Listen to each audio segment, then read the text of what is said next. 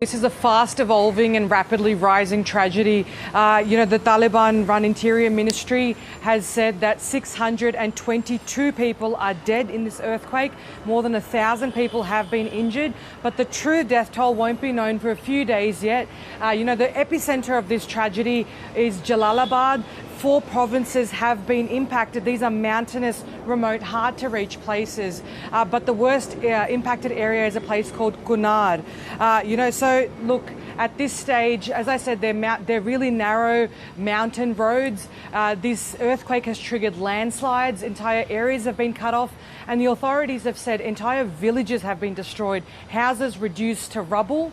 The authorities have been sending helicopters in because that's the only way to get in right now, and transporting as many injured out as they can. But it's a really complex rescue effort right now. There's really little visibility around what's happening on the ground, but what we do know is that a lot of Afghanistan's population is actually situated along these geographical fault lines. In 2022 there was an earthquake where, a magnitude 5.9 earthquake where some 1,300 people have died. If that is some indication, this is a magnitude 6 earthquake, and the level at which we are seeing these, the death toll rise, the fears are that, it could hit those sorts of numbers. So, and this is sort of, in Afghanistan, this is just the latest, sort of overlapping crises that is happening in this country.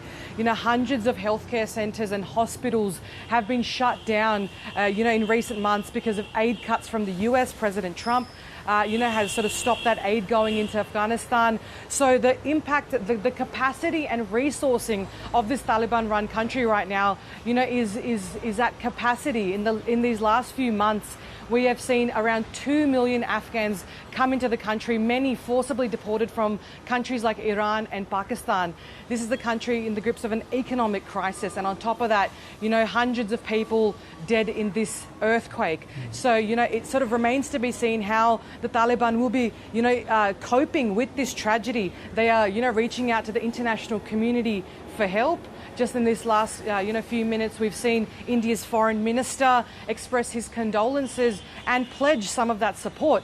But, based on, how rapidly this tragedy is evolving and increasing, this country is going to need a lot more resources to be able to deal and, to curb the sort of death toll.